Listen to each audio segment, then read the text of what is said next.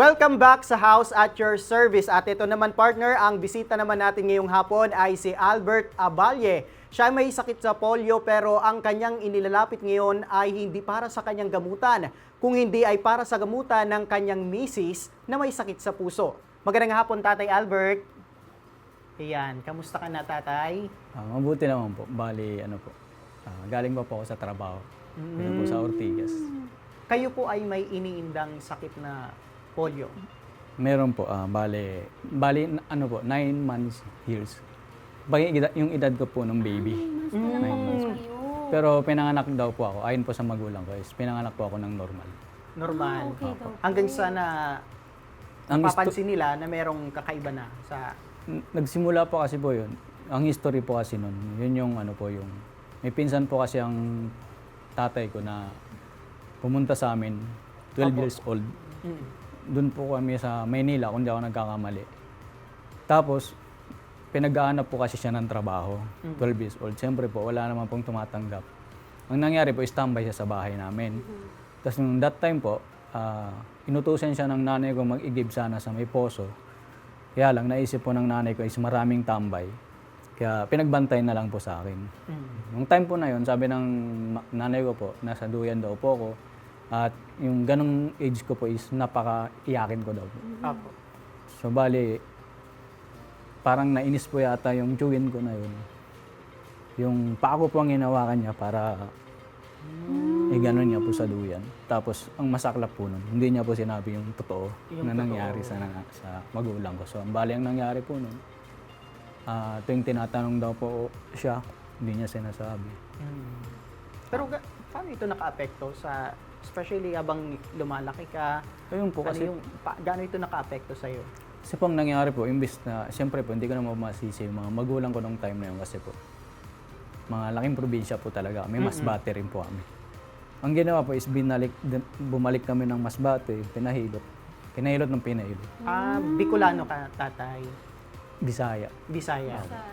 Tapos yun na po, akala po siguro okay. Tapos nung naglalakad na raw po ako, napapansin na raw po nila May na kakaiba na. ika-ika na ako. Tapos lumiliit na po siya. Kasi hindi na po siya naasikaso hanggang sa bumalik. Opo, kung hindi niyo naman po mamasamain, Tatay, ano po bang inyong trabaho at magkano po bang inyong kinikita? Bayang tatrabaho pa ako sa appraiser company. Opo. Nasa minimum wage lang. Minimum wage. Above minimum naman po, konti.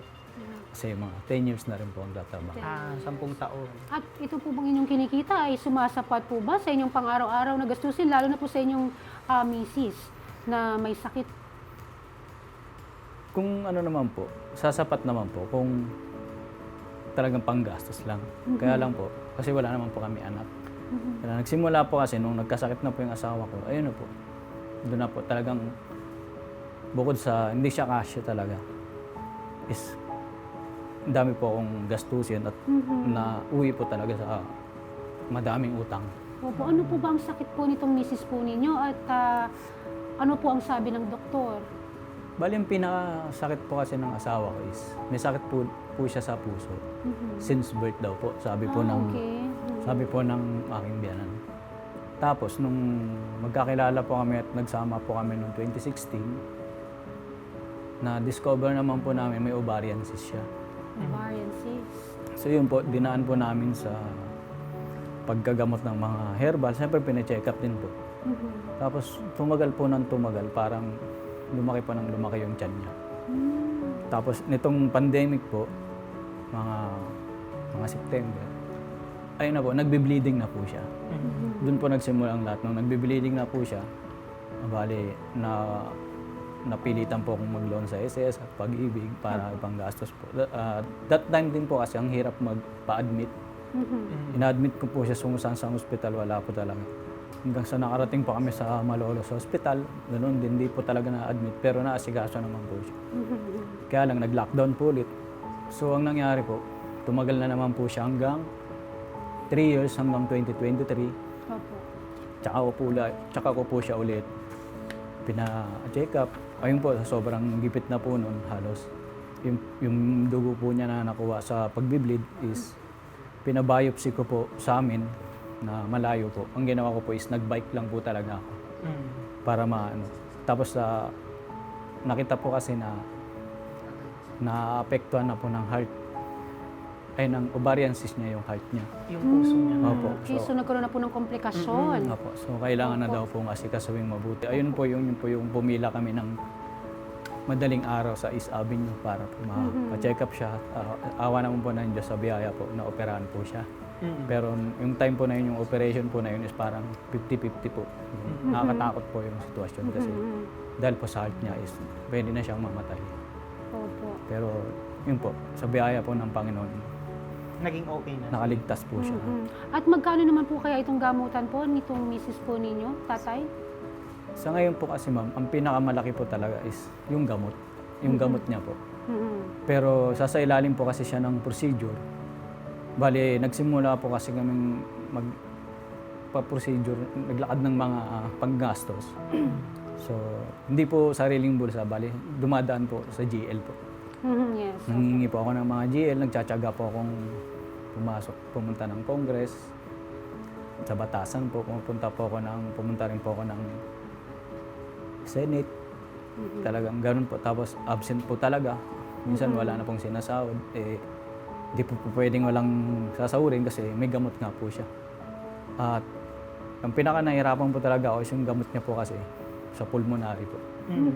Naapektuhan na rin po kasi yung Pati pulmonary. pa rin ang kanyang lungs. Opo. So bali- mula po sa ovarian cyst niya, umakyat na rin sa puso, tapos pati ang kanyang lungs. Opo. Pero yung heart niya po is inborn. Oh, okay, Tapos, inborn. kumbaga, na-trigger na po siya nung lumaki na yung tiyan niya, nagka-ovarian cyst po. That's ovarian cyst. Tapos doon na rin po nagsimula magkaroon ng epekto yung kidney niya nun po. Kaya meron na rin po siyang CKD ngayon. So kumakalat na po, ano tatay, itong mga nararamdaman ng inyong misis. Gaano kahirap tayo? Sobra po, parang may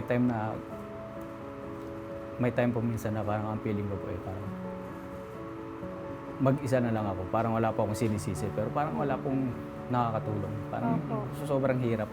Sa ganitong sitwasyon nyo tayo, saan ka po humuhugot ng lakas? Siyempre po, una po sa Panginoon, siyempre. Kasi yung Panginoon po talaga yung nagbibigay ng kalakasan sa akin.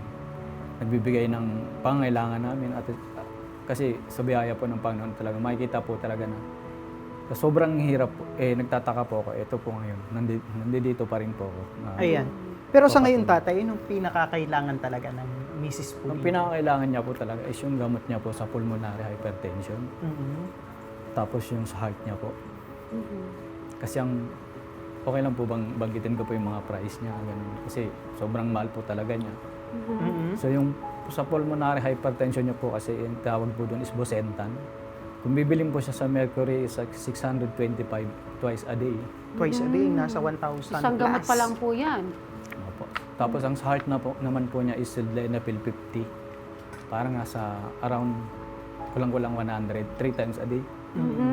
So medyo kamahalan talaga yung pinakailangan nyo. Mabigat na po. Mabigat po sa inyo. Tapos hindi daw po pwedeng ihinto yun kasi kailangan pong bumaba yung procedure, yung pressure ng baga niya. Kasi po, nung December po is na-procedure po siya sa awa po ng Diyos.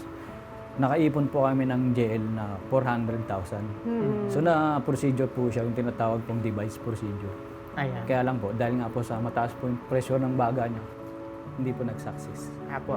Dahil po dyan, para tugunan ang kinakailangan na gamutan ni Nanay May Ann, makakausap natin si Sir Richard Tobiera, ang Political Affairs Officer 2 ng opisina ni Representative Arturo Robes ng San Jose del Monte, Bulacan. Magandang hapon. Magandang hapon, sir. Magandang hapon po sa lahat. Apo.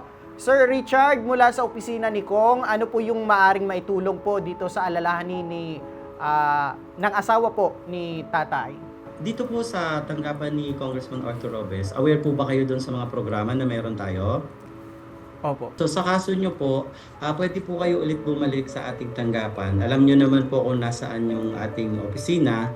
So balik lang po ulit kayo doon at pwede namin ulit kayo mabigyan ng guarantee letter para po doon sa mga gamot na narinig ko medyo may kamahalan, no? So pwede po natin kayo ulit mabigyan and may mga iba pa po tayong mga pwedeng tulong na may abot sa inyo. Punta lang po kayo sa tanggapan.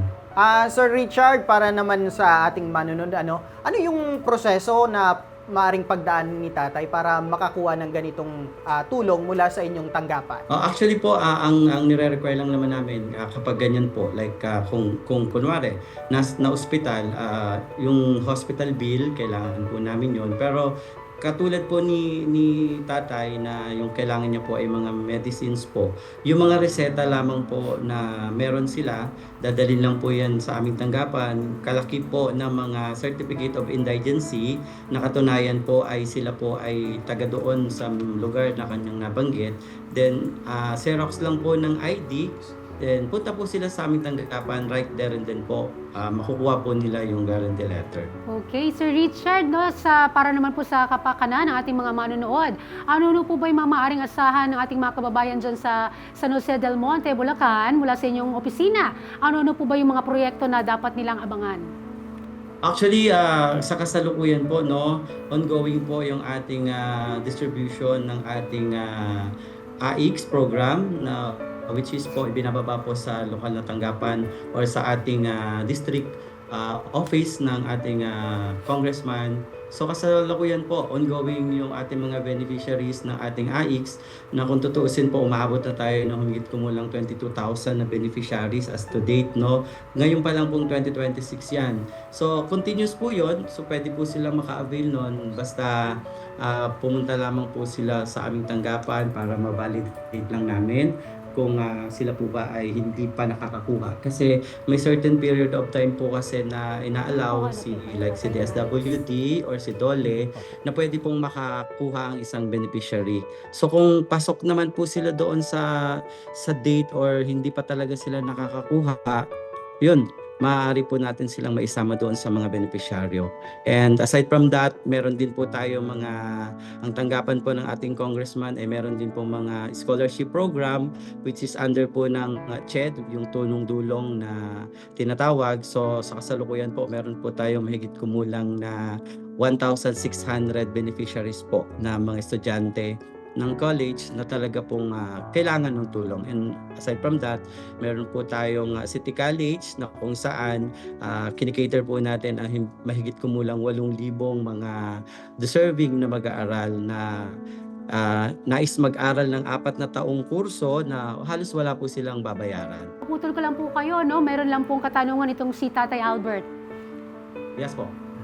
Sir, kasi po yung problema ko po kasi, yung gamot po kasi ng asawa ko is hindi po nabibili sa heart center. So kung gagamitin po ng GL, hindi po makakabili sa heart center. Kung sa Mercury Drugs naman po is tumatanggap lang daw po sila ng GL kung galing lang ng DSWD Starmall. Yes, sir. Actually, pwede natin kayong matulungan na makalapit sa Star Mall para po, kasi I understand yung GL nga po ng Mercury ay galing lamang po dapat sa DSWD. So, pwede po namin kayong ilapit doon, matulungan. Basta punta lang po kayo sa ating tanggapan para ma-endorse po namin kayo para mabigyan po kayo ng GL para pang bilhin nyo ng gamot or pang kuha nyo ng gamot doon sa Mercury. And nagbibigay din naman po ng financial assistance ang ating congressman. Basta po makapag-provide lang po tayo ng mga basic requirements lang po. Okay, asahan namin yan Sir Richard. Maraming salamat po sa inyo, Sir Richard Tubiera, ang Political Affairs Officer ni San Jose del Monte, Bulacan, Representative Arturo Robes. At Tatay Albert, wag po kayong maglala dahil meron po kaming staff na alalay po sa inyo para po matulungan kayo lumapit sa opisina po ni Kong Robes. Thank you po. Maraming salamat. Maraming salamat sa inyong tiwala, Tatay, sa muli sa aming program. At sa ating pagbabalik, ilalatag naman natin ang isang panukalang batas na isinulong ngayong 20th Congress para sa planong pagpapatayo ng mga heart centers sa bawat regions ng bansa. Ang detalye abangan natin dahil magbabalik pa ang House at your service!